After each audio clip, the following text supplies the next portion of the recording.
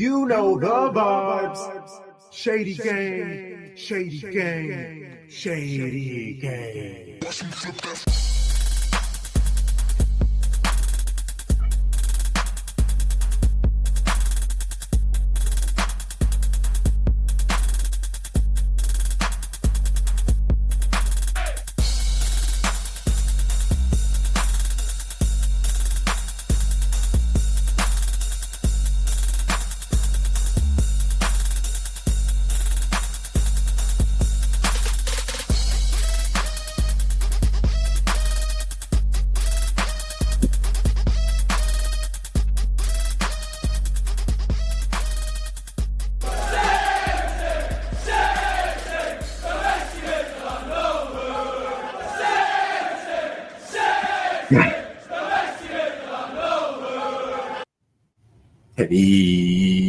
Hey, and welcome to episode 149, season 5 of Shades of Blue. This is culturally inappropriate.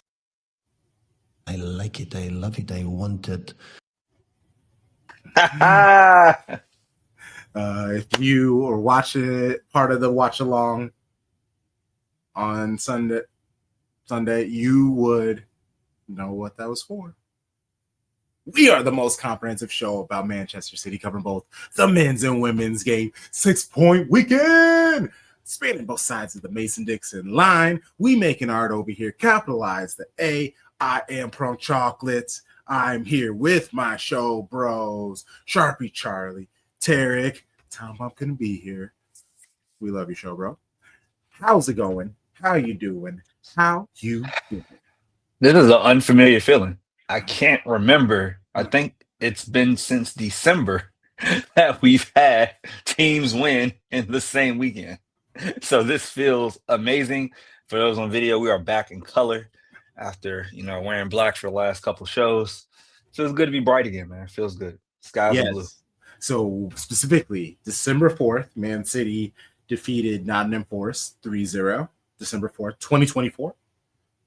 December 8th, Man City women defeated Leicester City 4-0. That is the last time we had a 6-point weekend. There were weekends where they both would win, but it was like a cup competition, and then one would have a league match. So it wasn't technically a 6-point weekend.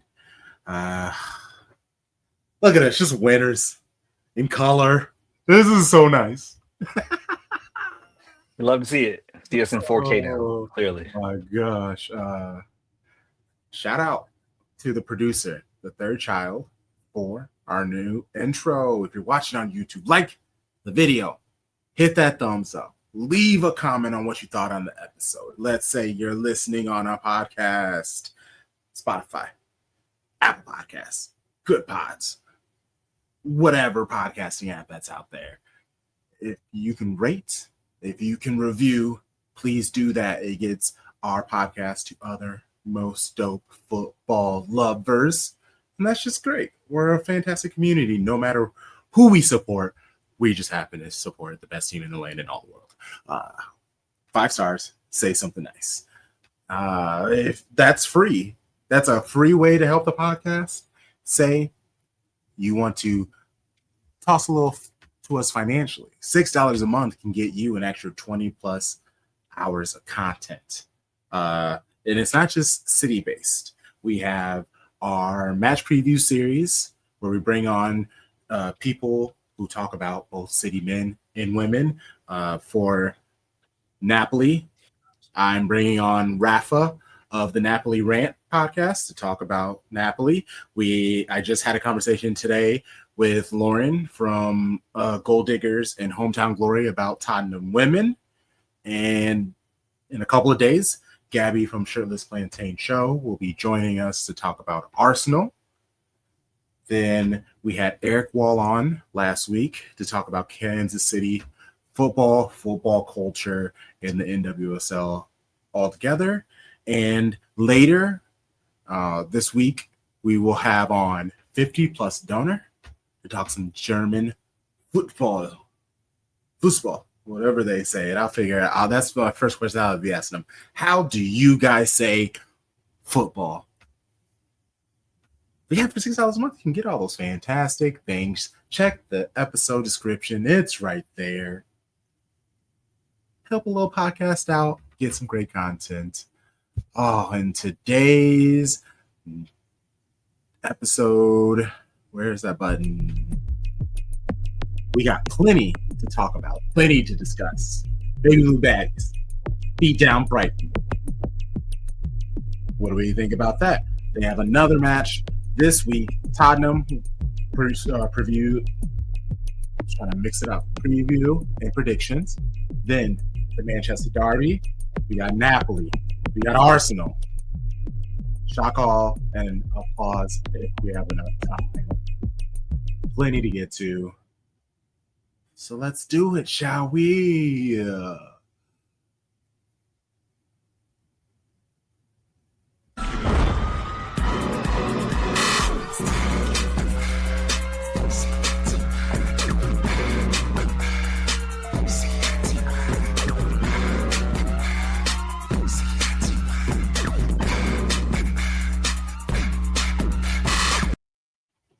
Baby Blue Baddies. Okay, so let's get into this match against Brighton. Jeggy was asked about his leadership group. Will he have other captains other than Greenwood? To not lead the witness, my show bros, I would like to hear, I guess, your thoughts on how he's going to handle the leadership when it comes to the team. I think that a key thing in my leadership is that what I'm working with in this group is that we have a captain, yes, definitely, but all the other players has to be leading their own process, if that makes sense, because I think quite easily as a football player you turn to the captain or to a leadership group that is taking care of the issues that you have. So I'm working a lot with having my door open all the time and trying to create an environment where there is a lot of interactions with the players so they don't go through some other, let's say, leader to talk to me or to the staff. I think the key thing is to create an environment where everybody feels that they dare to say what they think and how they are feeling. If there's things that they will ask about, anything that they would like to work with or whatever, is not to go through some kind of a group in between. So that is my preference, and that's why we haven't created a big group in the group, if you follow what I mean. Crunk. Mute. I wanted to play the full thing to give him complete context. I don't think that's something that you can really cut up in clips. Yeah, like I would like to hear your thoughts, and obviously that's just even when it comes to a management style in general. We don't have to have specific knowledge of Man City women for this conversation, and that's kind of what I like about it. It's just his leadership style. What are your thoughts on it? But also, what are your thoughts on it with the club? I'm not gonna lie. His answer kind of went a couple places. Mm-hmm. I basically think what I took from it is that he doesn't need to appoint a big group. Am I listening to that correctly? Is that the gist, or is he saying the opposite? I definitely think he's not going to. Yeah, Whether he needs to or Okay. not, he's definitely But not that's going his choice. to. Okay, Yeah. so just making sure. So I respect the choice. Hey, you got one leader. And of course, this isn't like you have some young players, but you have enough veterans in the team where people take care of their business. And maybe the dynamic is just different on a women's side, because I feel like on most men's clubs, you hear about, this group. There's a group of 4 or 5 that kind of leads everything. And maybe on the women's side, it's like, hey, we got Alex and we follow her lead. So if it works for him, it works for me. Oh, okay. So he said that he wants to have an open door policy. He wants the players to, if they ever have any questions, to be able to come to me and ask me about it, as opposed to, and he said, And he said, say another leader, but we're going to be honest. Sometimes you go talk to other people. Like, that's what I took out of it, where he was basically just like, and maybe even that's what possibly happened in a previous leadership where, it was kind of, why are you talking to me when you have your teammates? And where instead maybe he's trying something out. I'm not aware of what he did in previous teams type of vibes, if that's what he did there, or if they would even know something like that. But I do appreciate the question. And yeah, that's how I took it, I guess. Tarik? So I guess I didn't take it that way necessarily. I mean, so yes, I did take the fact that, hey, there doesn't need to be someone standing between me and you as a player. You can come talk to me. Yes. I don't know that, and again, not having been in a professional football locker room, I don't know if that's normal. Because to me, when I think about the captain, obviously the on the pitch stuff is the most important piece, and maybe some off the pitch stuff, but not to be the person that's got to be a go-between. So Charlie's a teacher. My wife's a teacher. You got the union rep, right? And you got to talk to the union before you go do, or like go the other way. The principal got to go through the union and come talk to you to really, like, for discipline and all that kind of stuff. This ain't that. This is not, that kind of formal structure. At the end of the day,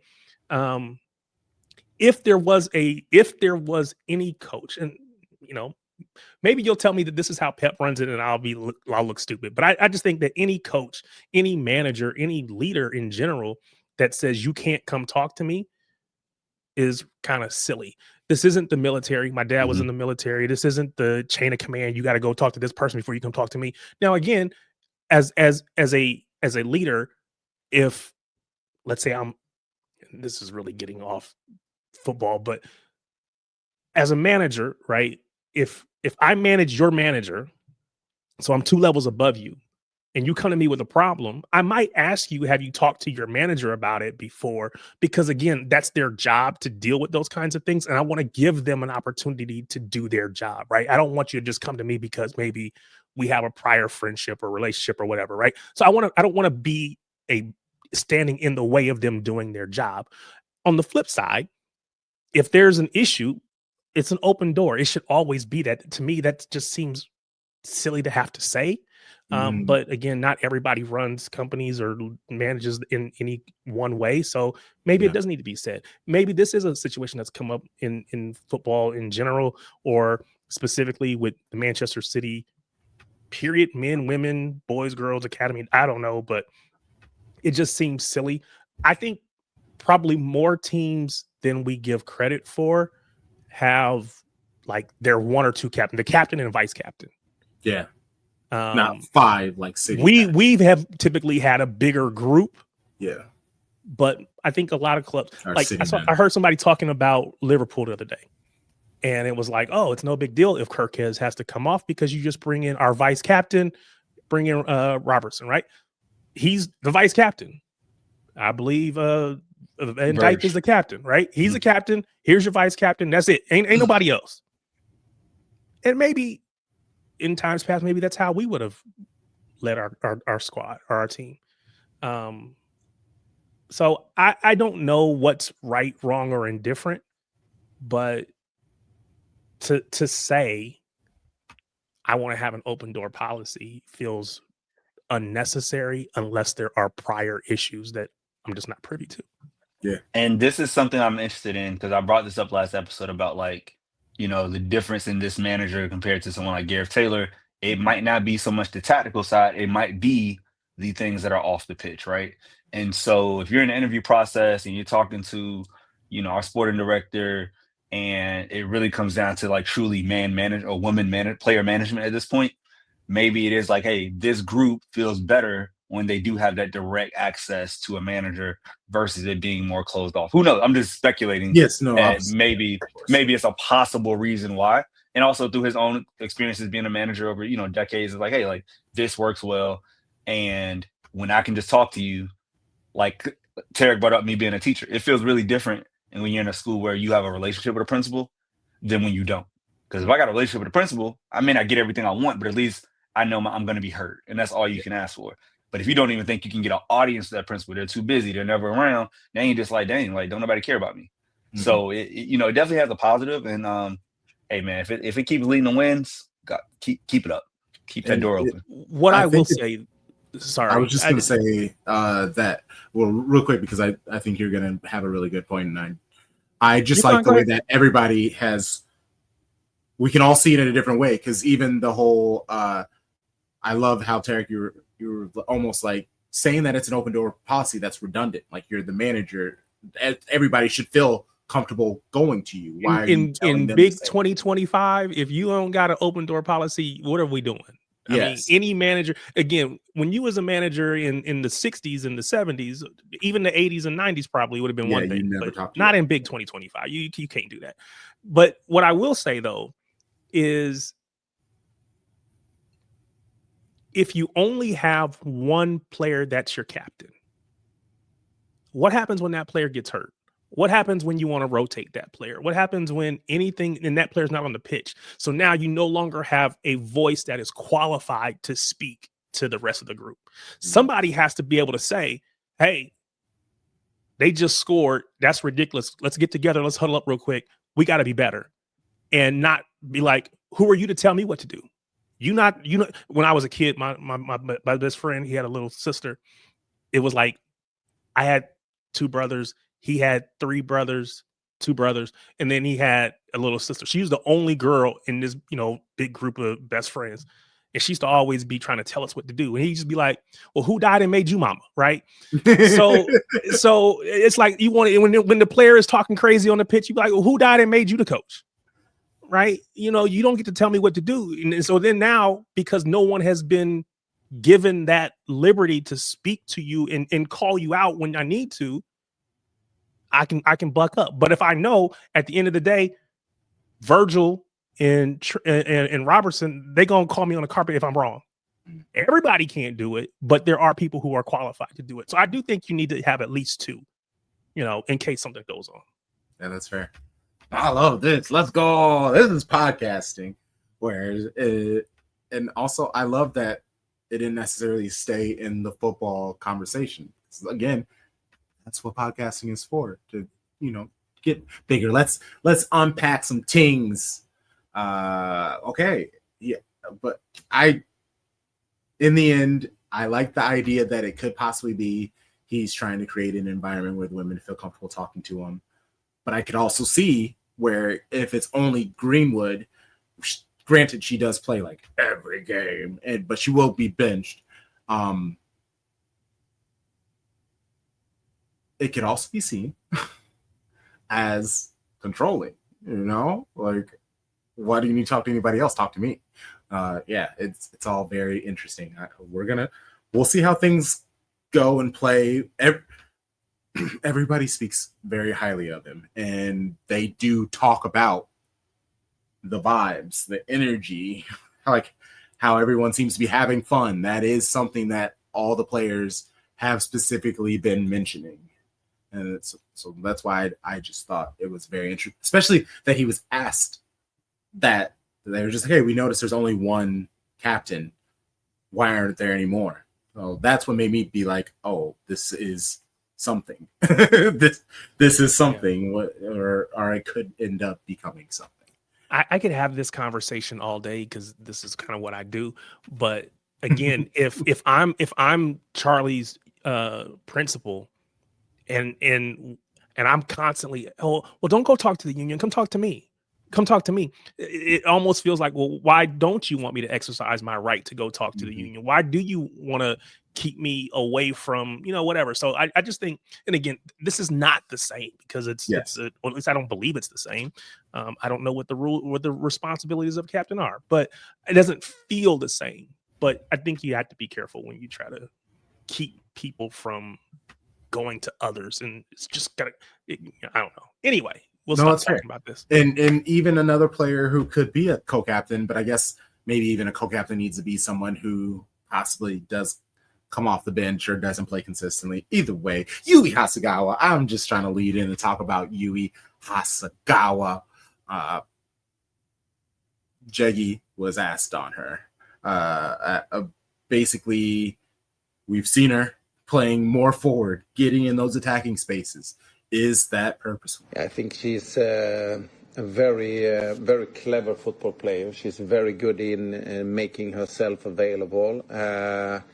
She can see where there is spaces to use, and she's adaptable to other players. And I think that's a very important thing for a central midfielder. So what exactly like you're saying, but how can we also release her a little bit higher up? How can she be more of a threat, having more final passes without taking out this balancing role that she has done very well in the league earlier? So this is a balance of giving a player a little bit more opportunity to go forward, but not losing her identity. Losing her identity. And that's why I played it to that part, because I just like that phrasing.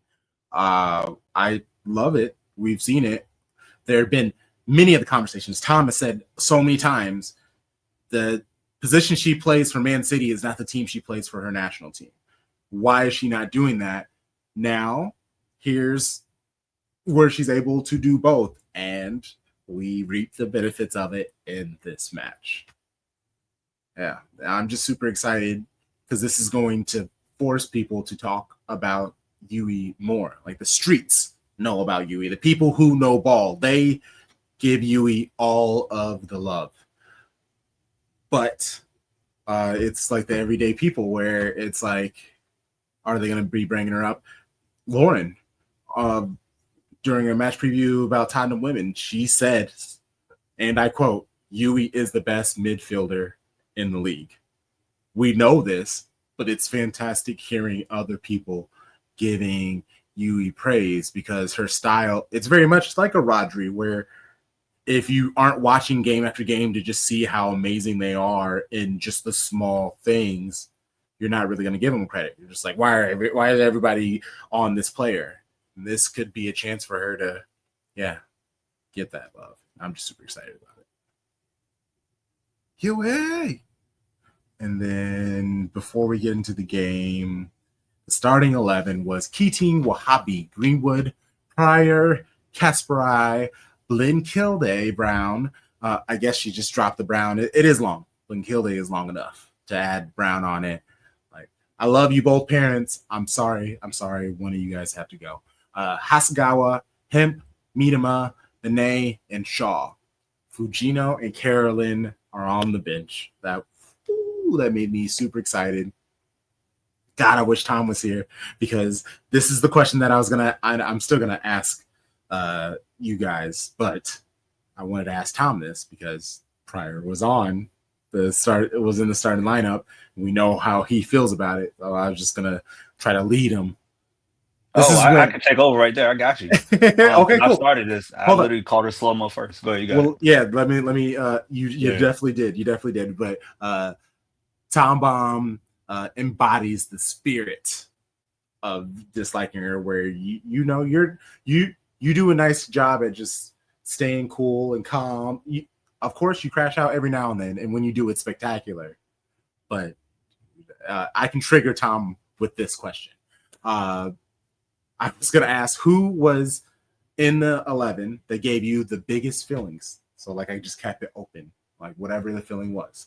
Keating, Pryor, Blinky, or Benet. And so we know Tom Baum probably would have said Pryor. Sharpie, do you match that energy? Is that the person who gave you, I guess, the most feelings out of this starting 11? It's not. It was exciting because this is expected, right? If you start against Chelsea, you're going to start against Brighton. That's my logic.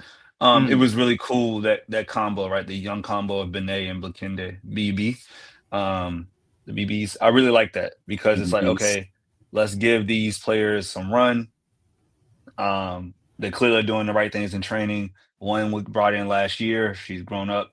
One came from Euros. We got her She's been balling out. She's going up in her natural position, not like the wingback she played in for Switzerland. So I was like, that was exciting to see. But I will give a slight shout out to Layla Wahhabi, because although she is not the paciest, right? She is a true left back. And so that just puts Greenwood where she's supposed to be. Yes. So even though I would love to see that partnership of Greenwood and Rose or Greenwood and Liza, whatever, I'm just accepting who managers pick, because that's their whole job. They're millionaires for a reason. And trying to understand the logic behind it. And it's like, yeah, we need Wahhabi out here because now, like you mentioned last weekend, Greenwood can do the things she does from that center back position and lead the line. So it was cool to give two young players a start, and I don't think most managers would have started both of them at the same time. Yes. Okay. I want to focus on a few players in the overall play against Brighton before I talk about how the goals and how they happened. Miedema. She was the only player on the City squad with an orange rating on FOTMOP with a 6.5. I think right back there was someone who was like 7 and 7-1 and 7-2, but she was the only one who was orange. She had she had 5 missed chances overall in the first half, but there were 2 huge scoring opportunities that honestly were kind of wasted. Bunny did this gorgeous pass after dragging in all the defenders, and she tried to take an extra touch. That was a bad touch. The keeper just took the ball and took her out on top of it. I was super worried because we know Miedema has her injury problems. Well, I was a little scared. And then there was another chance where him burned some players, did a perfect cross. Miedema went to just punch the ball in, and it just fizzed right of the goal. I know it happens like that, and it just doesn't, I guess, remind me, because she's actually getting on the ball. Roared last season just felt like excessive at moments. She wasn't able to kind of match what the team was trying to do. Like Roared in this lineup would eat. Last year, with what Taylor was trying to do, not so much. And I'm not trying to say that Miedema isn't needed or is excessive. I just think that her as a 10 is going to take some time to learn for everybody the way that she can be most effective. But she was very frustrating in that first half. And as loud as we are about Pryor's faults, I do want to give her some credit.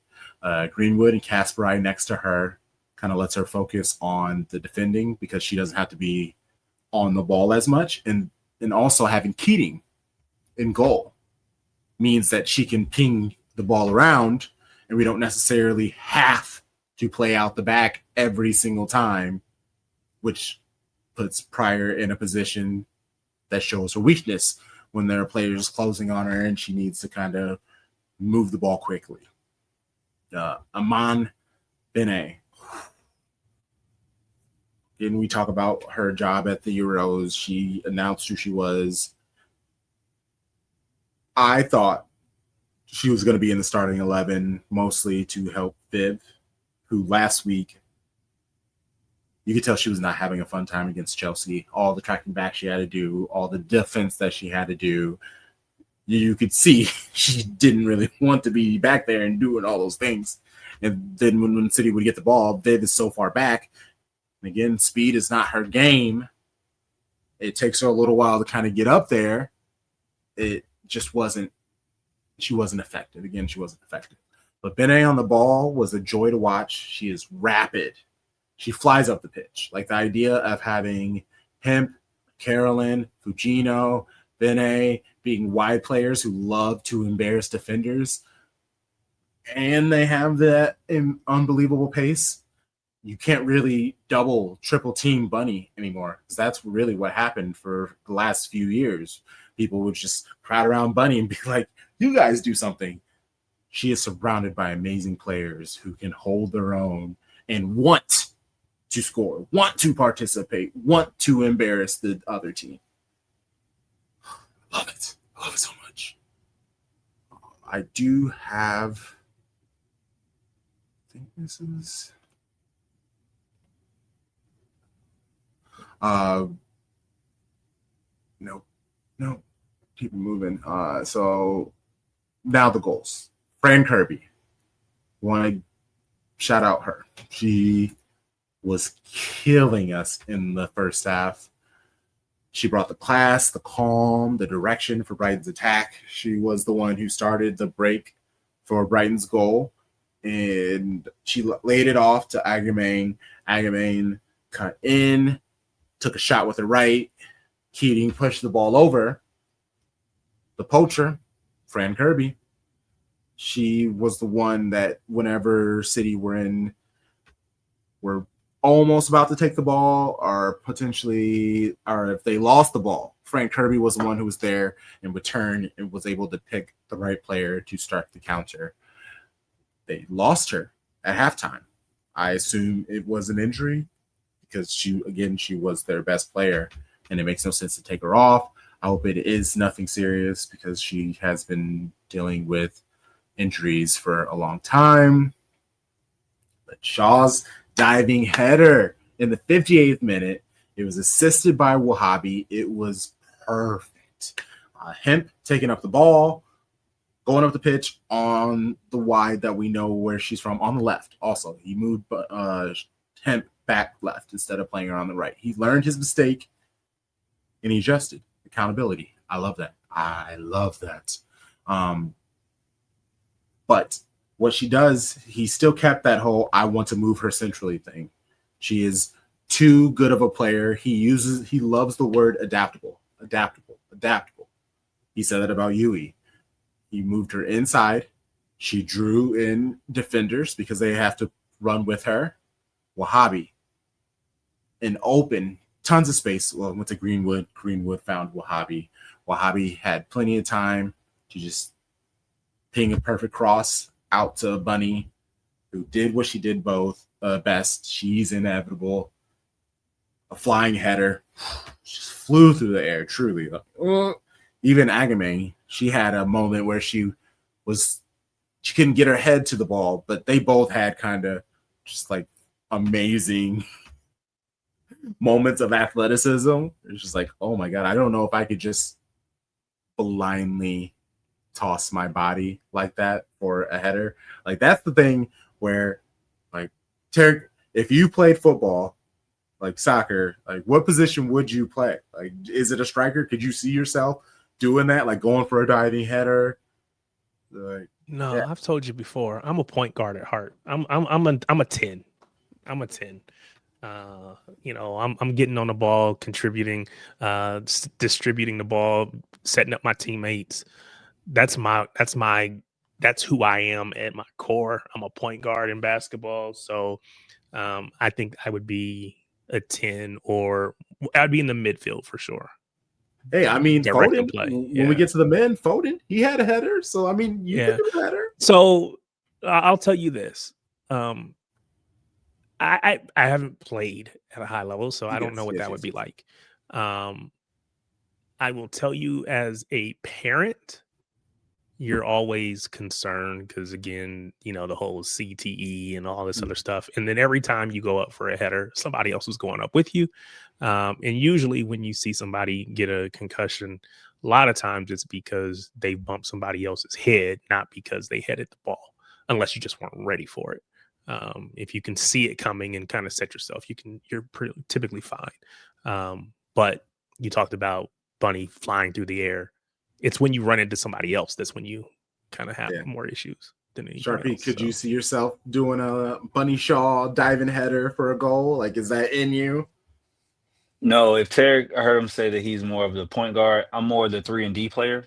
So I like to think I'd be like Kyle Walker. Let me get up and down the pitch, or maybe Danny Alves, right? Like truly, Danny was like dope. Danny's that guy, right-footed, moving weight, great balls in, but can also hold his own defensively. Danny Carvajal type of player. No, I'm nobody's header. No. You got to remember, all of us aren't 6'4". Virgil van Dijk up in this mug. And I know because of my size and everything, in theory I should be defense, and I guess that's where I guess I could. You got to be winning headers wherever you are, even if you're Holland. I'm trying. Oh no, trust me, I want to. I've started during the watch-alongs. I just randomly will like throw my ball and head it in it. I don't know. It's a calming thing, I guess. But even when I played rugby, I scored a lot of tries. Like I wanted that ball. I wanted to score. So like even in soccer, in football, like if I played a defender, I'm moving up. I'm getting up there in those set pieces. Like if you give me space around that box, I will take a shot. Like if you're gonna put me in defense, I'm gonna figure out a way to get my goals. Like that's happening. So I would gladly just blindly dive and be like, I got this header. And I don't have this header. I don't. I never do. I'm not even close. Bunny is the greatest. She is inevitable. But the game winner, scored by Yui, assisted by Fujino, began again with Hemp starting wide and then inserting herself centrally. She lays the ball out to Fujino, who does a 1-2 with Carolyn and finds Yui with all the space. The 5 defenders in the box were all focused on Fujino and Carolyn, understandably, rightfully. So when she found Yui was so open, everyone thought she was offside. But also it's Yui, so of course she's not offside. But too smart. She truly got the ball. And you just see all the Brighton players kind of turn around like, where's the ball going? Oh crap, it's Yui. She takes one touch, just bends it around the keeper, who honestly was amazing. She is elevated that Brighton squad. They have made it so difficult. Also, shout out to She Goals for coming on for our match preview. That was a wonderful conversation learning about Brighton women. But Yui's goal, like running with the open arms, just like the joy. Fujino runs right up to her. Like we know how seriously Fujino takes everything, how hard she is on herself. For her to be able to assist in a game winner to her girl Yui, I know that brought so much joy to her. City got that W. It just made me happy. Sharpie, you said you were able to catch the second half, so you were able to see both of the goals. Man. And you didn't see, I guess, the first half. And the first half wasn't bad, even though they were losing. This is one of those halves where like they got a goal, but it didn't mean that they dominated a half or anything. Yes. They just scored. And City had their chances. They should have scored. They just didn't happen. But you're able to see the second half. So you're able to see like Benny Ball. I will talk about Blinky and a couple other players after this, but what was your take on what you saw in the second half? That when you have depth of attacking options, it can flip a game. And so once you make the sub, because you got the first goal, right? Actually, hold on. Am I tripping? 58th minute. Yeah. The first goal comes from Bunny, and then it's like, okay, we need a second. Oh, let's bring on Abba and Caroline. Like that, when you bring on 2 world-class players, that's a lot different than, oh my God, we got to go to 2 young kids. Yep. Like these are, Abba's young, but she's a established international, and so that level and what they can do on the wings, it just added to the attack, and it was it was too much for Brighton. Sorry, Freudian slip. And yeah, like it's cool to see a team start to get healthy. I believe now the only player that is like Grace Clinton hasn't made her appearance yet, right? They're taking her time with her, getting her ready. Maybe she shows up this week or hopefully by next week, midweek. But yeah, like I'm excited now for a team that seems to be rounding into shape versus like a team that's just kind of like suffering to the end of the season. And just the hope is there. Like that's what I took from that second half. Like, oh yeah, we can dominate this match. The XG was 2.86 to 0.75. Like 2.86 XG in one game is crazy. So the fact we under, we undersold our XG as well. That by that much.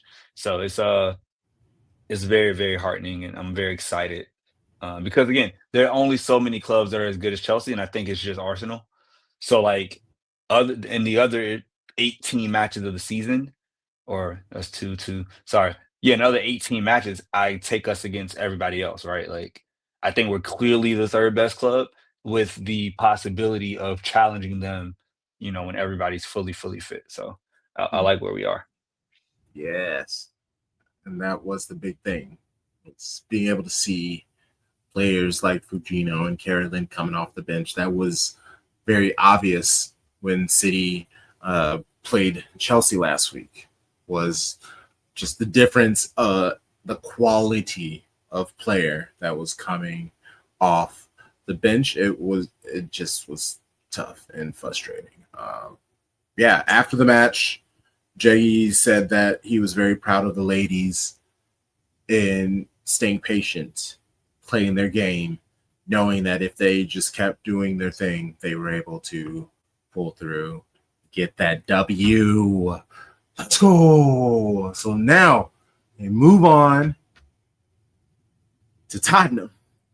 Tottenham, surprisingly enough, one of the 4 clubs in the league that are still undefeated, with United, Arsenal, and Chelsea. They have 2 clean sheets. They have only allowed 1 shot on goal in the first 2 games of the season. The only other team to do that was Manchester City in 2016. But the good news is, since 2019, Man City have 12 wins, 1 draw, and 1 loss in the last 14 matches, all competition against Spurs, outscoring them 42-7. The one victory was September 2021. It was off of a handball. It was awful. Lana Kennedy and Esme Morgan were the starting fullbacks. It was Baby Hemp with Ellen White, Janine Becky, and Vicky Lasada. Whew, times have changed. That's crazy names saying that. Georgia Stanway was still with the team. And again, shout out to Lauren of Gold Diggers and Hometown Glory podcast for joining me for the match preview. That will be out on Patreon and the podcasting apps by the time you are hearing this publicly. On Patreon, it'll be out tomorrow. Cool. Score predictions or yes. Yeah. I think we're gonna whoop them. Oh, let's go. They didn't play anybody. They played West Ham and Everton, bro. And they only scored 3 goals total. I think some of those chances that Viv had, I think one of those goes in for her. Bunny does what she does. Caroline does what she does. So I got 3 goals. I got a 3. I say 3-1. I don't know if we're in like clean sheet mode yet, but 3-1 should be pretty good. I feel good because I was going to say 3-1, and so for you to say that says okay, I'm maybe not as off as I thought I might be. Nah, 19 shots, bro. Like we 8 on target. Like that's the thing. Like we were hitting the target. Like, this team is in flow, and I think if Grace Clinton can get introduced now, because you're not hurt, right? They're just taking their time coming back from the summer, and making the transition. I think she can come in as a sub, right? Her first few minutes. And just be that large person in the middle of the pitch, i.e. like a Rodri. Not that she plays the same position, but just when you add that size in the middle of the pitch, it just does something.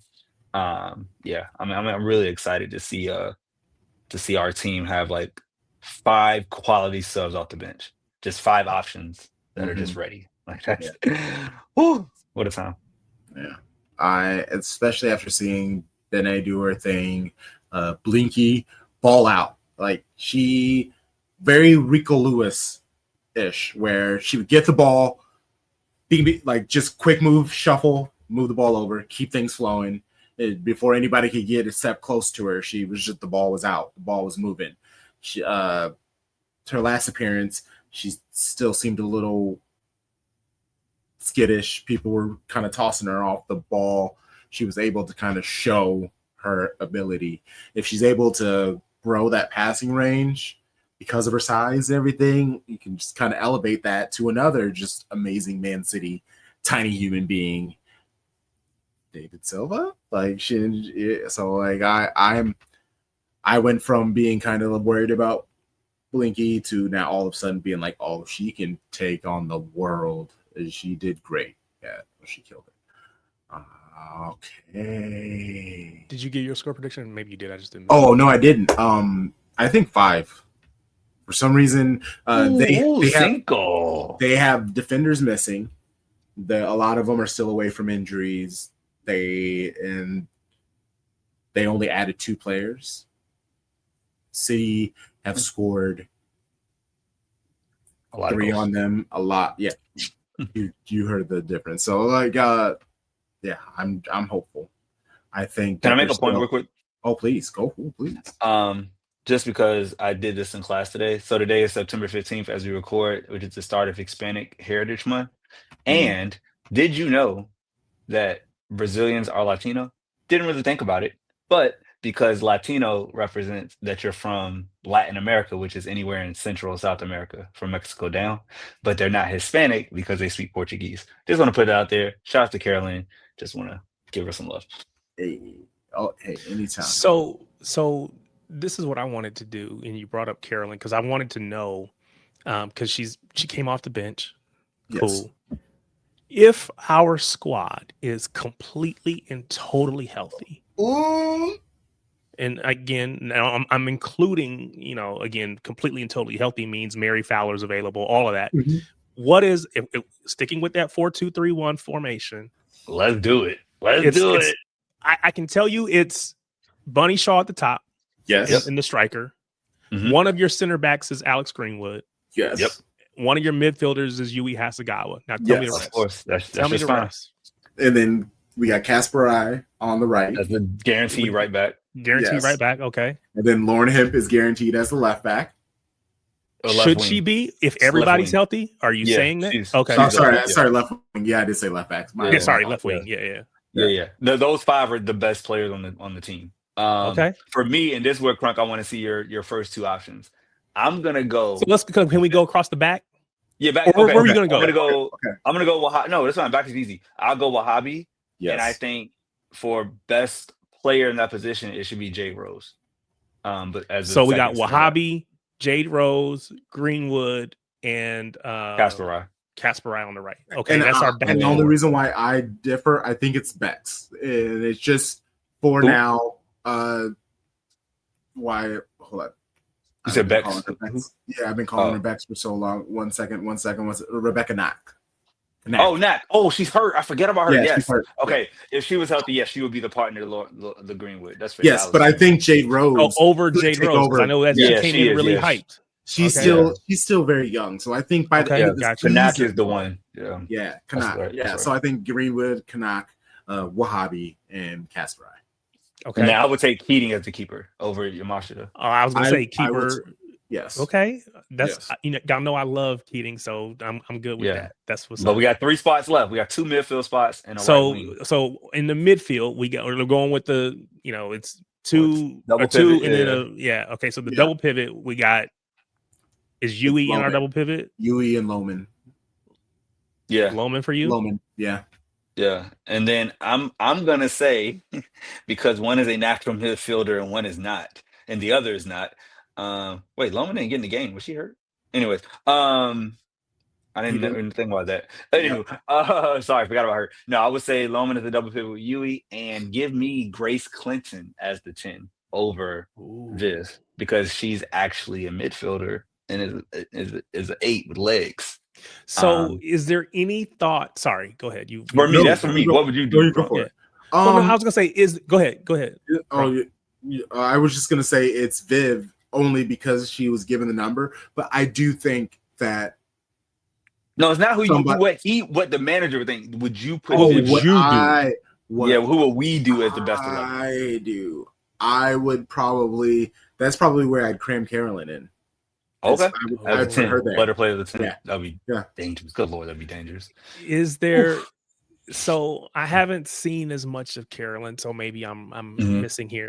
But is there no thought to putting Mary Fowler in the 10? No, I want Mary Fowler out wide because she's ambidextrous. I would have her on the right. Okay, so I wanted her in the squad. So if we're saying she's no, she's in the squad.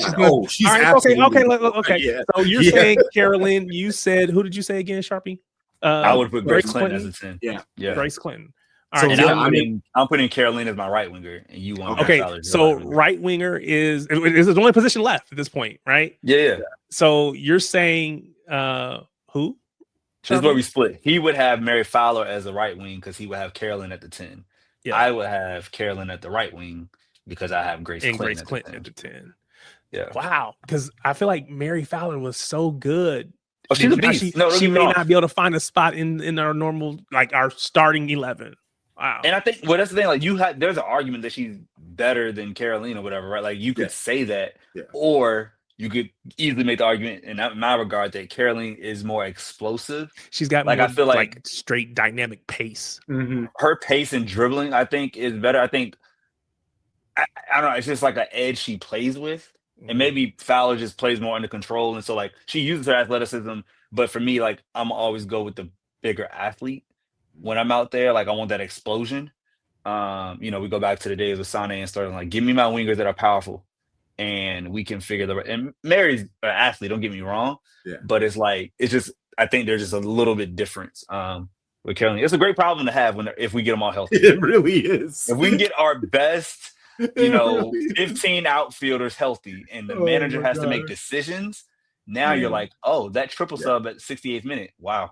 It's going to change game. Sick. Oh my God. It's going to be sicko. Yeah. Because even like Fujino, she's forced to be in the sub, which is probably for the best for her mentally, at least at this moment. It gives her another like goal to chase. Now that she has these like big sharks in this pool with her, she's going to have to get her weight up and grow. Same thing with Bene. Like she has shown that she has the ability.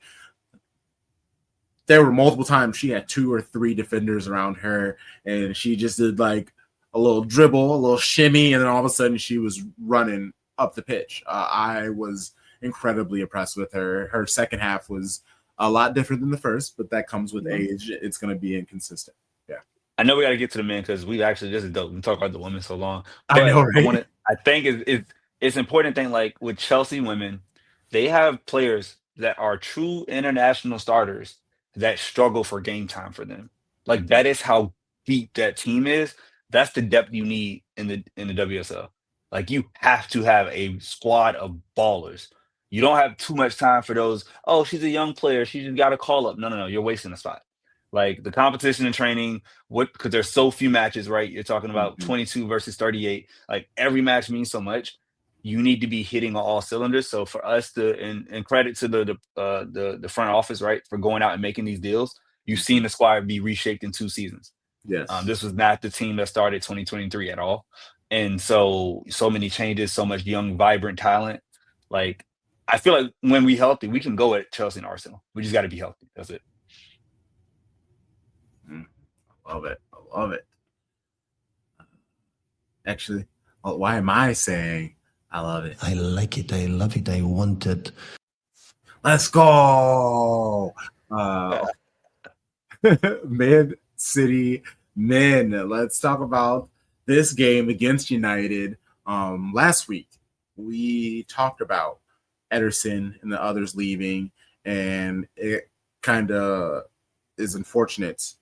It's kind of unfortunate. It is unfortunate that they weren't able to get a proper goodbye, similar, not maybe all of the compensants that KDB got, but it is good to know that Pep felt the same way. Both for Mehdi and Gundo and Manu that have been unthinkable what we have done in this time without them.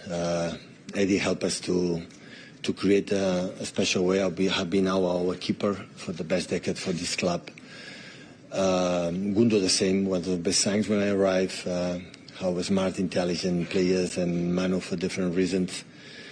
He's not here, and I wish personally all the best of those 3 because they help us a lot to be who we are. And we had the chance after that when Eddie had 1 or 2 seasons thinking to take another experience. At the end, it happened, and the market gave us a chance to take Gigi, that 26 years old, incredible experience with the big clubs, with the national team from Italy.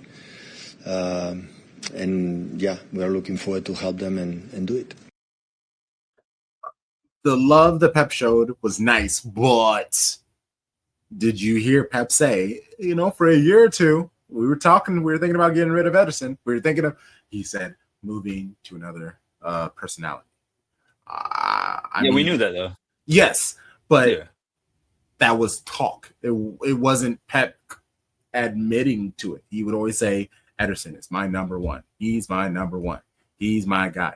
But we saw, even in the preseason game, we bring it up multiple times in North Carolina, where Pep said everybody was healthy. He did the pre-matcher, and then Ederson comes out in civilian clothes. It is kind of wild that was, we were able to legitimately see the beginning of the end of Ederson's time at Manchester City. But all this change, all these players coming in, Pep was asked, hey, this has to feel like 2016 again. I had heard in that time. I was younger. 10 years is a lot of time. It's not the same. Any one of us is the same after 10 years. And of course, when you change 10 players in a period for 4 or 5 months, of course, everything need to be settled, fixed, and coordinated. And we are doing very many good things, but still we have to be, of course, more consistent than we have been, but step by step we do it. Of course, 2016, we said goodbye to Joe Hart, Samir Nasri, Martin Demichelis, Edin Dzeko, Steven Jovicic. We brought in, though, John Stones, Leroy Sané, Abby Jesus, Ilkay Gundogan, KDB, Sterling, and Otamendi were the season before. The 2016-17 season, City finished third, below Chelsea and Tottenham. They were knocked out in the semis in the FA Cup by Arsenal, bounced out of the Carabao in the fourth round by Man United. Monaco dashed our Champions League dreams in the round of 16. So let's do a thought experiment. If City get third in the league this season, lift no trophies, are you upset? Do you understand because of all the change? We have history that says don't get too excited about what happened on Sunday. It depends on the gap, right? If we're third and you're talking about like it's 4 points between us and first place, like we take it down to the last 2 matches, whatever, like that's a lot different feeling than the third we had last season, where it's like a 12 or 13 point gap, So if we're fighting to the end and we get third, okay, like second and third are the same. There's no silver medal that goes out. Nobody gets a trophy. And I think I would have to add in where are we in Champions League? Because I take these two together. So if you're third and you're a Champions League semifinalist, that's the best trophyless season you could have, right? Like you got, I mean, unless you lose in a final, but I would much rather lose in a semifinal than lose in a final. I don't want that feeling again. That sucked. Been there, done that. But yeah, like I would take a close third place finish and say, okay, now we're fully ready to go. Whoever the next manager is or whatever, like we're ready to move on. What about you, Tarik? And before Tarik, you go, the point gap into the 2016-17 season was 15. It was a significant gap. Yeah, it was a big gap. Yeah. Tarik. So the question again, one more time. Basically, we do exactly what happened in the 2016-17 season. We don't win the league. Bounced out in the semis of the Champions League. Yeah. We get fourth round in the FA Cup, third round in the Carabao. Like we do decent, but not great in every competition. What I want is your question is, am I okay with that? Like, how upset are you about it? So what I will say is to Sharpie's point, right? It's one thing to go trophyless. I can deal with that. But the first year of Pep and what are we, year 10, 9, 10 of Pep, they shouldn't be the same. Because even if we have all new players, whatever, the philosophy and the way it's been embedded in the club is completely different than where it was when he first walked in the door. So I don't think it's okay to say we're going to go back to those days. Again, we might be trophyless, but we should be competing. Even if you end up in third, but you're competing. So a 15-point separation. I mean, I don't like 15, right? I don't like 15 points. That's a lot of points. Yeah. And again, there's context to it. Last year we had a ton of injuries. We had that spell in the middle of the season.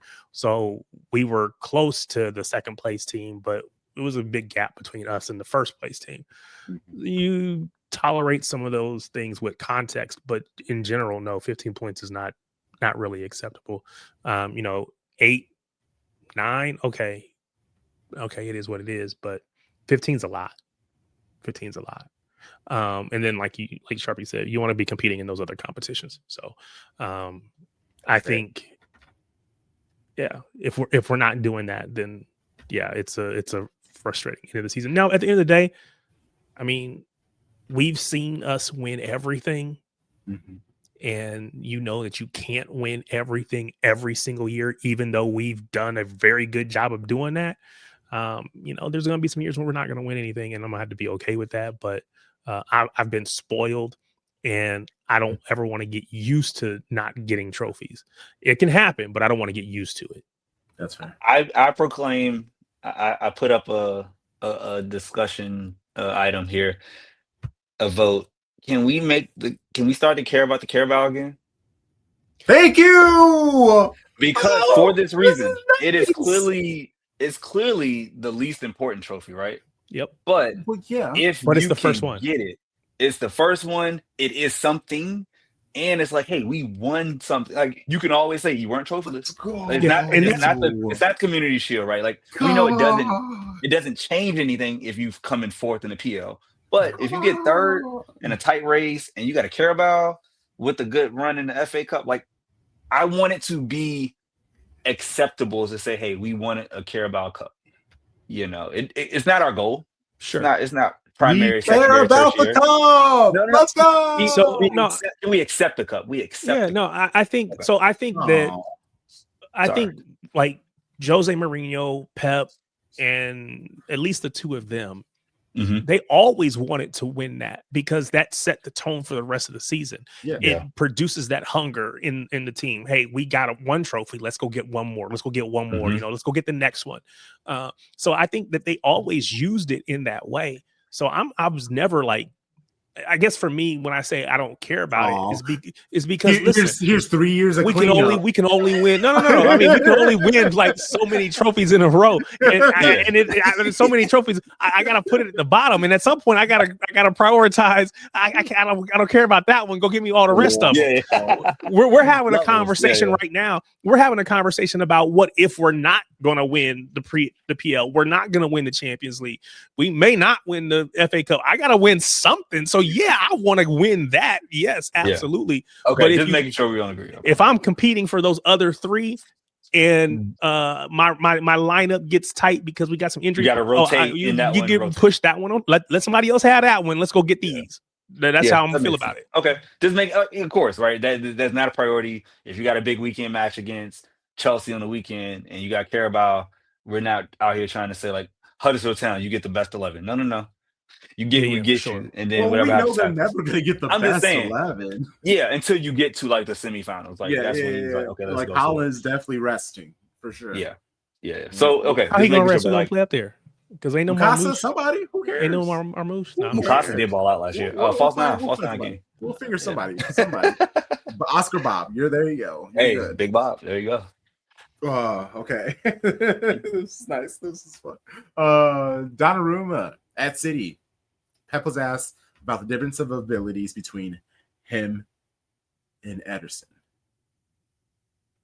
So, always I try to adapt the quality of the players. I will not demand to GG to do something like is really uncomfortable. We are talking about the best players I ever seen in the distribution in short and long I ever seen with Ederson. So we didn't take GG to do what they doesn't have done. Gigi have another quality. And you're talking about the wingers that he had in the past. Put example, Riyad, Raheem, or Leroy is completely different than the winger that we have. So it's not. So when you say one analysis, one players, looks like you want to undermine the other one. It's not about that. So it just, I said the players, they are central defenders. For example, Kusanov, they are faster than all the other central defenders they have. When it's faster, it's faster. Because mom and dad gave him a genetic that the other ones didn't give it to them. But the other ones have something that Kusa doesn't have. So, and at the end, we have the potential from Gigi or for James or for the players, the keepers that we have, use them. Not Pep talking about good genes. Wow. Honestly, I love that he was like, hey, quit being messy, trying to soft hate on Donnarumma. I love all of my goalkeeping kids the same, except for Joe Hart. But speaking of Messi, this is post-match. Pep was talking about Donnarumma. Speaking of Messi, you was being messy with that Joe Hart comment right there. Speaking of Messi, Nobody was thinking about Joe Hart. You brought him up. I had to pause you for a moment because I told y'all before. Joe Hart is my cousin. Joe Hart, and I got some Harts and some Robinsons, so that's my fam. So you know. We not gonna hate on him too much. I wasn't hating. No, let's not go there. And what I will also say, you should have brought that up in. Never mind. Anyway, what was I gonna say? He made me lose completely threw man's off.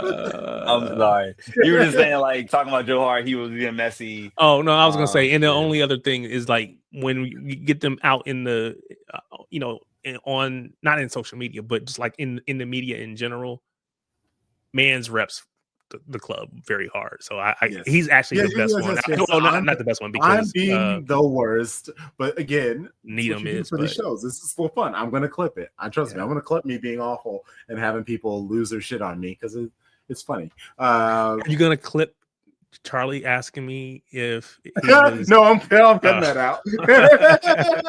I just want to know the family relation. Please tell me how does the family tree work? In this world, in this time, no, I'm gonna cut that out. That'll be for when people are listening and they're like, "Oh no, that was funny." That's a Patreon exclusive conversation right there. Facts. I had to do the whole census and look it all up and see. Yeah, 23andMe, there you go. But Pep was talking about Donnarumma and he kind of said quiet part out loud. Yeah, he was desperate, not desperate, sorry. He was happy in Paris, he told me that, but the moment was in the market, was happy to come to Premier League, to enjoy this new adventure of his life. At the end, he's 26. He was desperate to join. I mean, he wasn't desperate. He had a great time in Paris. Super happy. We're just happy to have him here now. My bad. I did not mean desperate. But I think desperate was accurate though because Luis Enrique got rid of him. Yeah. Like that was a choice. Like that was not like, oh, I chose to leave. No, I was kicked out, and they told me to go find a transfer fee. So yeah, there's a good desperation and a bad desperation. He was good desperate to come be with one of the best clubs in the world. Yeah, still wanting to continue and playing at a top level at a top club. 1,000%. I'm with you. Hey, starting 11: Donnarumma, O'Reilly, Vardiol, Diaz, Kuznov, Rodri, Foden, Reinders, Doku, Silva, and Haaland. Seeing Donnarumma there, it wasn't a surprise because of the fact of what Man City had paid for the player. I'm not gonna lie, I like the thought experiment of how Trafford would do. Obviously, that's too much going on, but in him being from City, he understands the gravity. If you're tapped into football and you're aware of the Premier League, you know about the Manchester Derby. So I'm sure Gigi knew all about it. He hates United, especially coming to City. And I shared a video of him doing a knee slide at the game towards United defenders. He gets it. and he is a giant shit. Like, I can't say he's a little shit. He's a huge human being. So I like it, but it would have been interesting to see Trapper do his thing against United. But I can't complain. Donnarumma was fantastic. He was amazing. He was a Most dude. importantly, he made the key save in the match. Man. The one that he had to make, or the one that we needed him to make, the one we hoped he would make, the one that we weren't always necessarily guaranteed we would make. And he got a hand on it, put it around the post. So, you know, his distribution perfect? No, but Pep's already told us if he doesn't need it to be. Did we give away some balls, long balls that he's playing out? Yeah, but at the end of the day, when it came down to it, they had an opportunity on goal. The man got down, I think, to his right really quickly, put that ball out. And again, those are the types of goals that we have been conceding in the past. And I say that not to criticize previous keepers, but there's always, it's just like, oh man, how do we get that goal up? You know, it's like that was the opportunity for them. He saved it, and if he doesn't save it, it could potentially turn the tide of the match. So, can we just like be real here? Like, the reason that Ederson was never Brazil's #1 keeper is because Alisson is better than him at shot stopping. You know what I'm saying? Like, we understand that as a fact. Brazil has showed us this for the last 8 years. So it makes sense that when you upgrade the shot stopping and size and reflexes, because that's what that is, right? Reflexes, and just ability. Yeah, those shots now are going to be so much harder to hit. And there's like a mental thing as a striker. When you hit the ball, you got to hit a perfect shot to get it past Donnarumma. You're not going to get a cheeky one. You're not going to beat him near post too often, right? Like, and not that Ederson did it all the time, but like, it's just another layer of like, damn, it's already enough. We don't get the ball a lot. We might get 40% of it. And now when we get these shots, we got to get past this wall, like this unit, this big shit. Like, you know, like that's a lot to deal with. And to have instant returns like that, it reminds me, it's the goalkeeper equivalent of Haaland scoring a brace in his first PL match, right? Like, you just like, oh wow, this is what this guy can do. He just started. And there was nothing with the distribution that I saw that was anything below, 7 out of 10. Because he moved it out, and I was joking with Tarik. I was joking with him on the watch along. I was like, hey, Crunk, you see what happened? He was like, what? I was like, Donnarumma can kick a ball. Who knew? Because the way they were talking about this man, you would have thought he couldn't kick at all.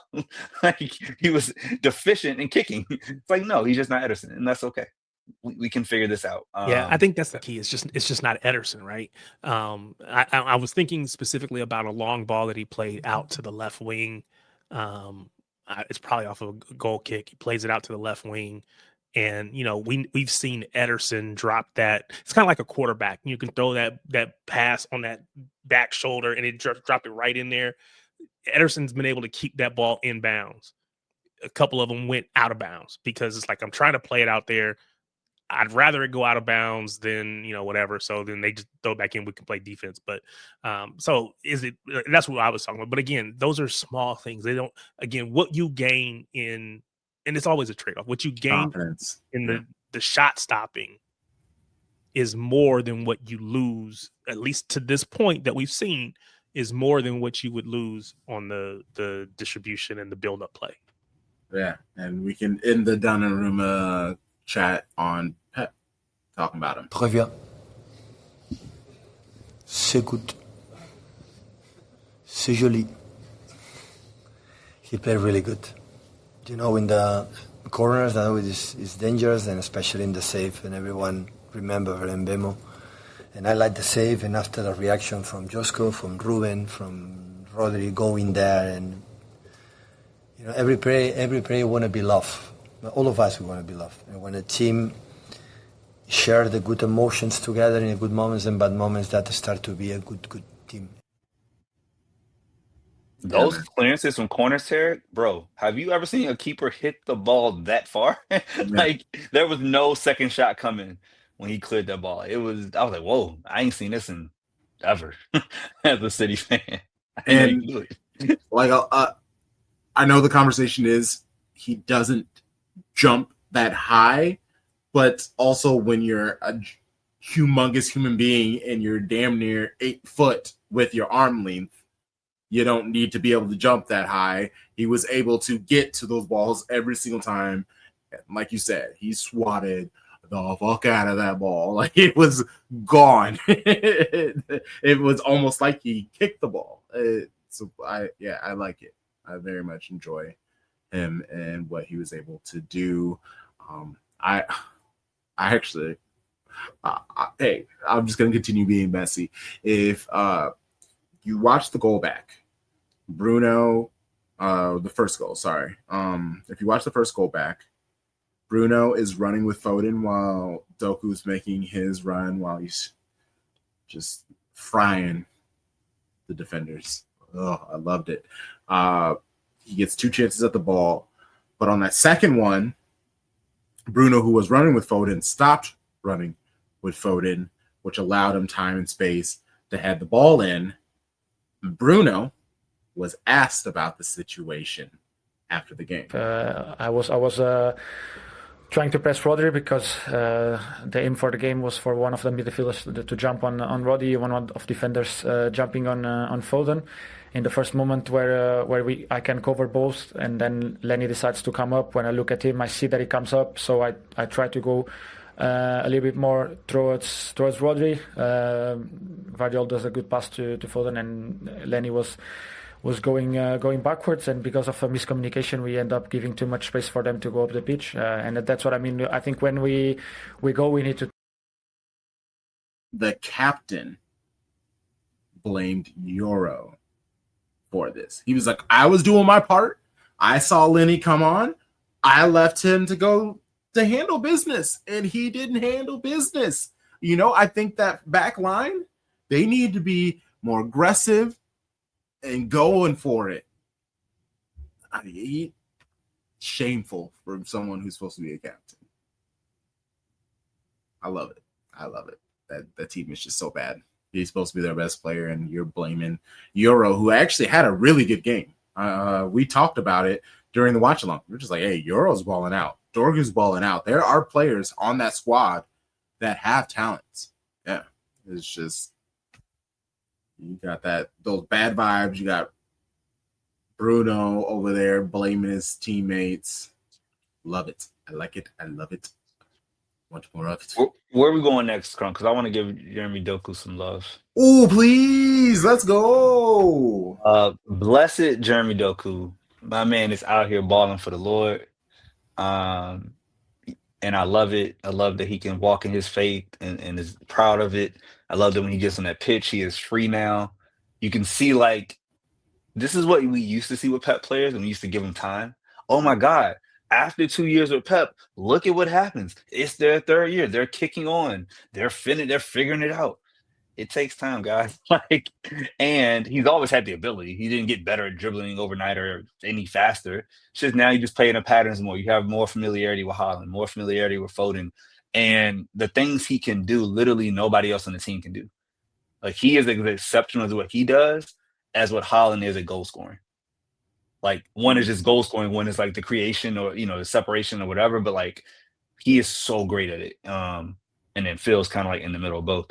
But yeah, I think what he did, every time I watch him, this is my own personal bias, I'm just so happy that Jack Grealish is gone. Like, because it allows him to just flourish. No, and it's not shade on Jack. But no, it's real. He's not a No, you are. I told you this.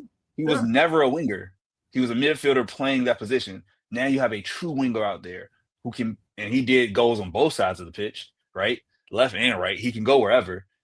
He's really, this is his breakout season. This is a double-digit assist Premier League season for him. Like, he should be top 5 in assists in the league. That's my hope for him this year. Yeah. Dude was great.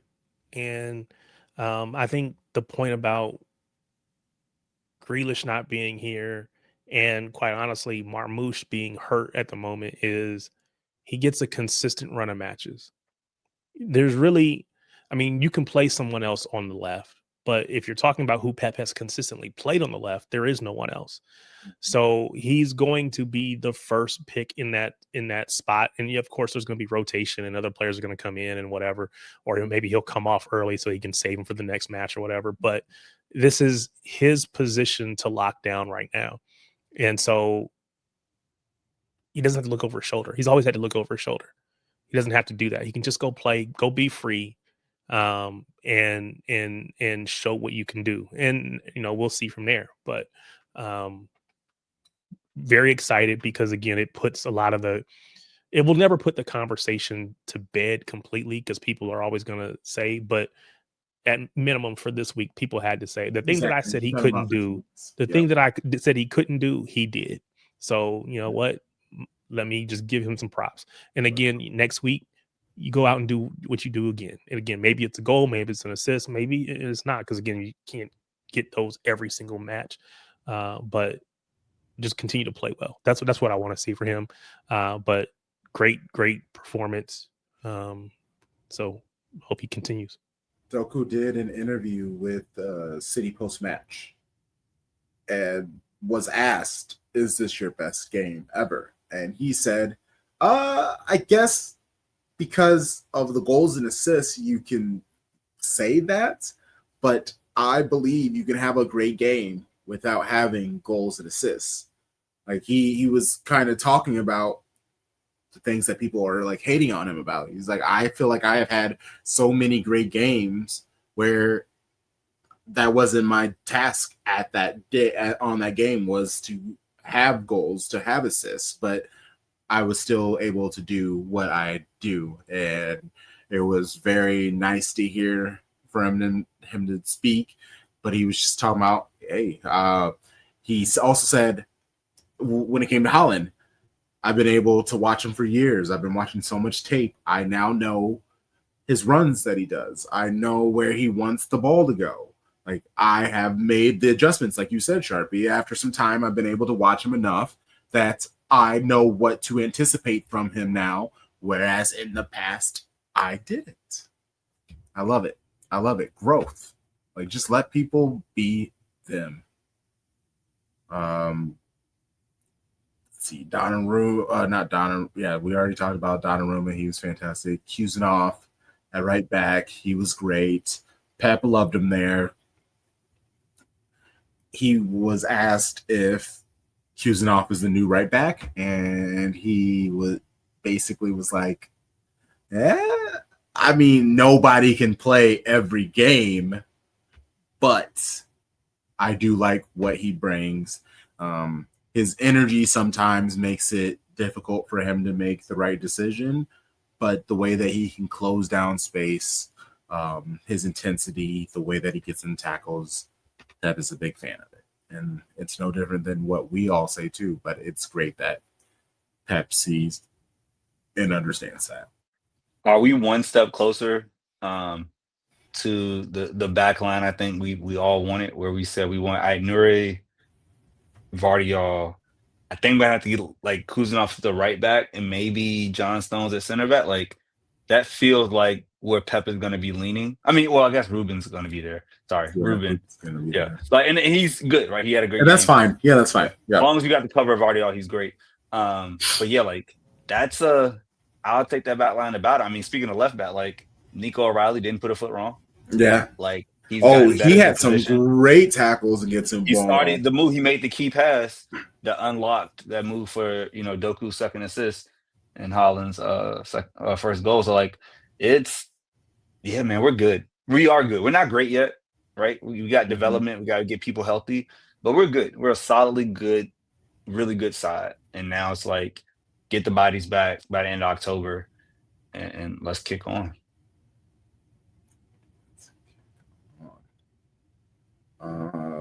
Okay, so a win over Manchester United, second goal. Talk about the second goal. Three goals. Yeah. Haaland's both goals. Like, just being able to see Haaland do his thing. Just moving freely. This was the best I've seen him tracking back, playing defense. getting the ball on to the side. There were moments where we've actually been able to see him make some really good passes. He is becoming a more complete striker. This is what Pep was asking from him immediately and everybody was like, why do we want to do this for him? He's a goal scorer. We are now seeing, hey, he can really help the team out with his growth, and also being able to see him do this, like being able to see one of the world's best players, who is undeniably the best goal scorer, now become, instead of one of the best strikers in the world, one of the best football players in the world. It's great. It's beautiful. That's one of the things that you get with Pep. Pep, he was asked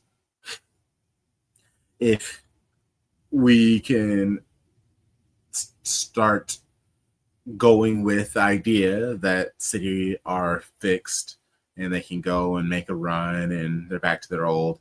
And he said, it's just one game. He said it like a good 4 or 5 times in that post-match presser. It's just one game. It was great. He even said, hey, last year we started off the season 3-4 wins in a row. And what happened in October to December? You just got to kind of keep going match to match and going from there. But before we move on from this match, I mean, it's goals. It's good. We talked so much about City women. We still have the other game to move on to. I do want to play this, though. Foden post-match, he was interviewed with KDB. It was actually overall a really fun with interview. Holland. Yeah, with Holland. You said KDB, but yeah. Sorry. KDB. Sorry, I'm thinking about Napoli already. Yeah, he did the interview with Holland, and it was really fun because they were just kind of complimenting each other and saying really positive things about each other. And you could tell that it meant a lot to Foden. He was asked, hey, Phil, do you feel like this match was a chance for you to reestablish to everyone who you are? Definitely, there's been a lot of talk I've seen. Is it impossible not to hear that?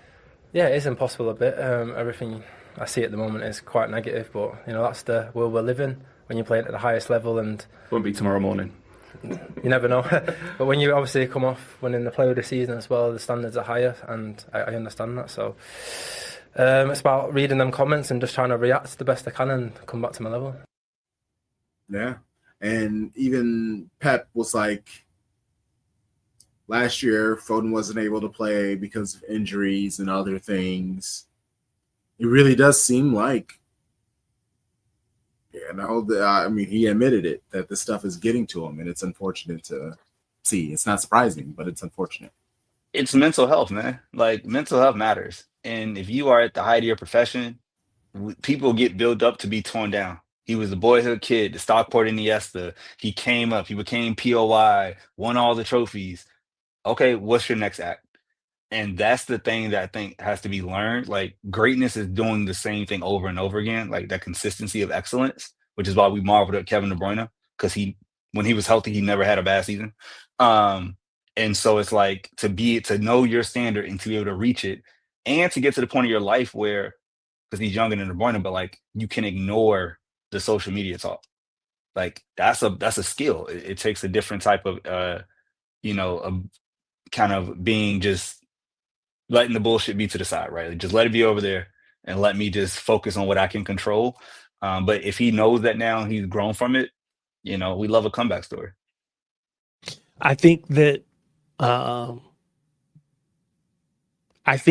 we as a fan base and we collectively as football fans and supporters in general have to look ourselves in the face, in the mirror, and say that we have a part to play in the things that he's talking about. You talked about him doing it consistently, and we talked about KDB when he was healthy, he was able to do it consistently. And that's part of the issue, is that he wasn't healthy last season. He was hurt. He was ill. He had issues, whatever. And again, we don't know all the details because it's not our problem or our issue to know about. But I just think that we and I say we as a fan base because again, that's what most of my timeline is City fans. We become so, I don't want to use the word toxic because I feel like that's overused, but that is the word that comes to mind. We're just like so, negative, and it's like, how do you deal with that consistently outside of just saying, just don't listen, don't watch, don't go on social media, because if you see it, but again, if you're Ederson and you post something about your family, then you got people coming on there, or your wife posts about your family, you got people coming in there talking about you and saying this, that, and the other. Dude, it's, no one is suggesting that we cannot have opinions, we cannot feel a certain way, but to feel entitled to go and throw this negativity in these players' faces, seeking them out to do so. Again, it's one thing if you post on your social media, because if they don't follow you, if they don't go searching for it, they may not come across it. It's another thing when you go search them out to throw that negativity, to throw that negativity in their face and say, get them out of my club. Dude, at the end of the day, you might have been born down the street around the corner. You might have been born in the bathroom at the stadium. It is not your team. It is only your team as much as it is everybody else. At the end of the day, this dude is a player on this squad, on this team. It is truly his livelihood, and we have to just be better, man. And it's a little frustrating. It's irritating, and it actually is the reason. So again, I said this before. I kind of went away from Twitter in the first place because of politics, and I've gotten my feed mostly get rid of all the foolishness. But now I see all the foolishness from us, from City fans, and it's like, this is just as bad. I don't want to keep seeing negativity. People calling out Haaland, people, not even Haaland, people calling out Foden, people calling out Doku, people calling out Savio. All of these people, it's like, what are we doing? And I have to question sometimes, are these, and not to suggest that any fan is better or worse than any other, but I have to question, are these people truly fans, or is it like United fans just trolling and trying to cause issues and whatever? Because I genuinely question, if you're a true fan of this club, how you can respond in the way that we do. But just in general, I think we just have to be better. Again, you guys know this, I'm on every other show. I'm on a show every other day, and I'm talking about adding another one, right? So I will literally be on shows every day except for Friday. So I'm talking just as much as everybody else, but I try not to be overly negative. I can say, hey, we didn't perform well, we didn't do well, but to be like killing somebody, these are especially for me, these are kids, man. Some of them could truly be my kid. Heck, some of them my kid might be older than. So what are we talking about? It's just ridiculous. I don't know. I'll stop. But to that point, Tarik, you made a good point. It's like, you can criticize the performance, don't criticize the person. Yeah, exactly. Right?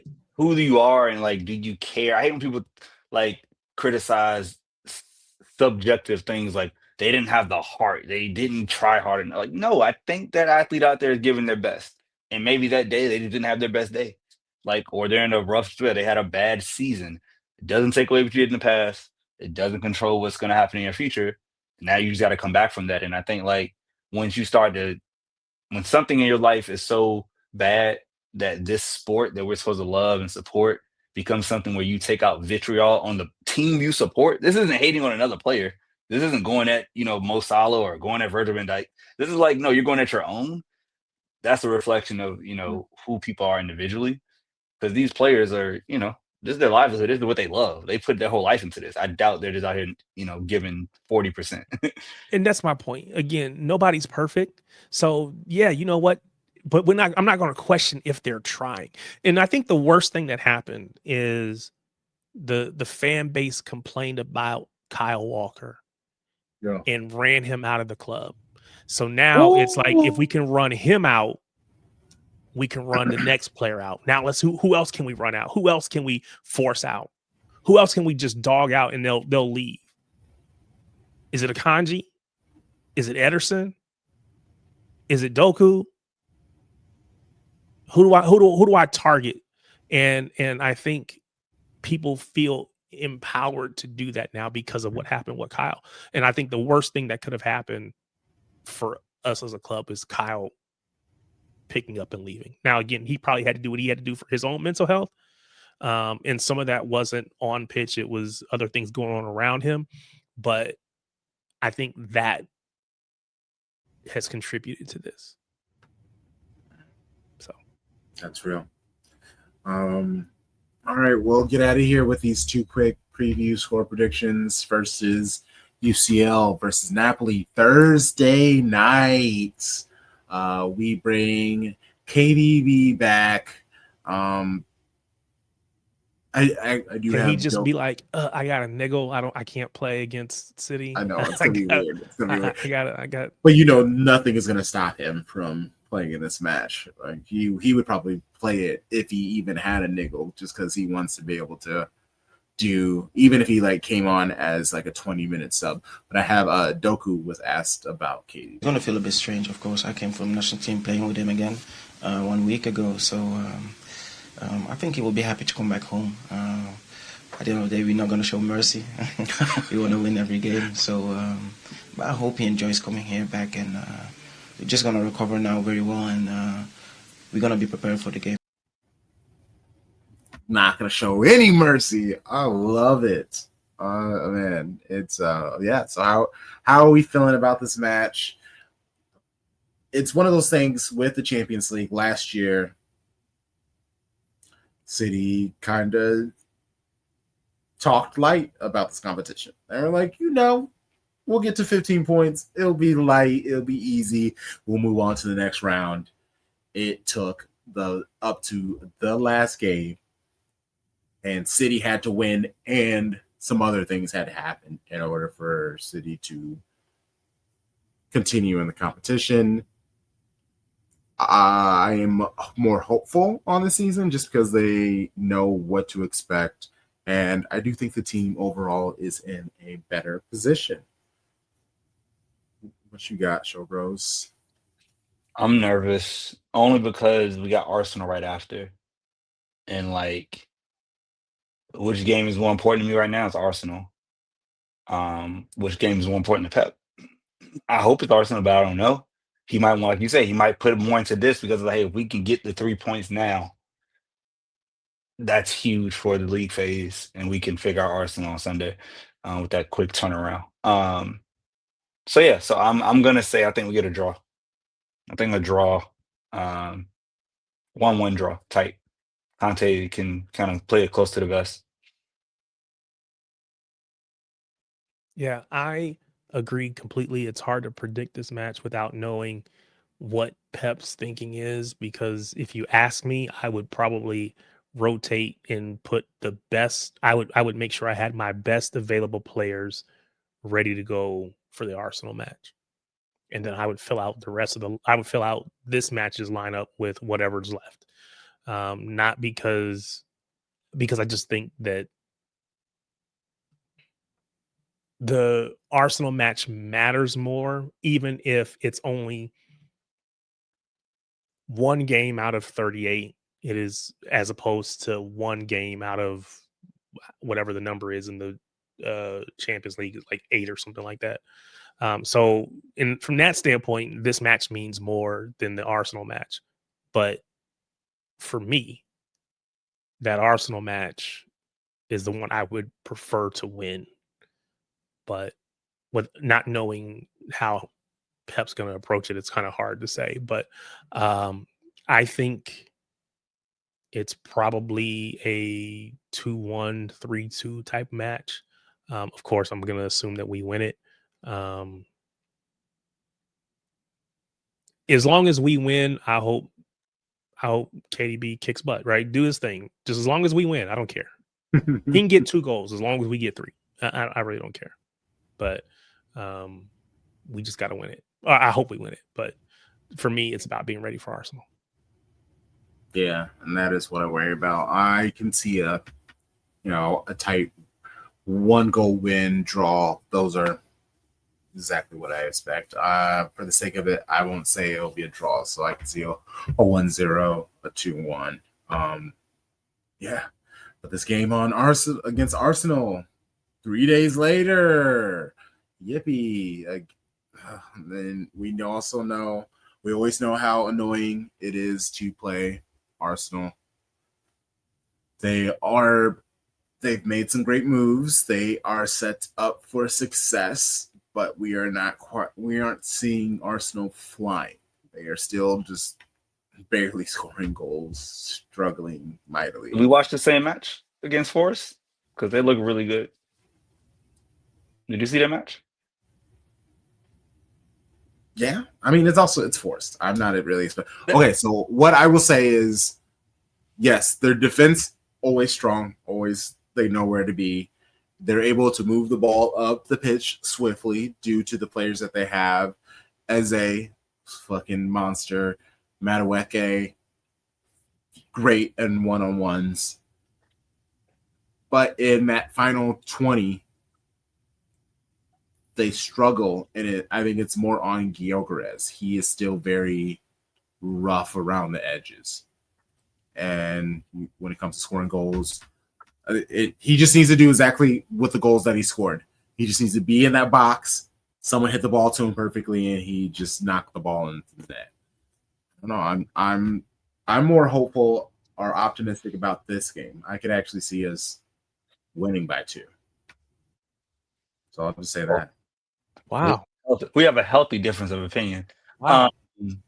Going to the Emirates, I would say we're probably Don't do it. Don't. No. Without Ait creating that width on the left, without one attacker in Turkey, without Marmoush, who's there. So you're down a couple people. Well, we have enough. And they're still going to be down Saka. I think they're probably going to still be down Odegaard, but again, they got people too. So nobody's perfectly healthy.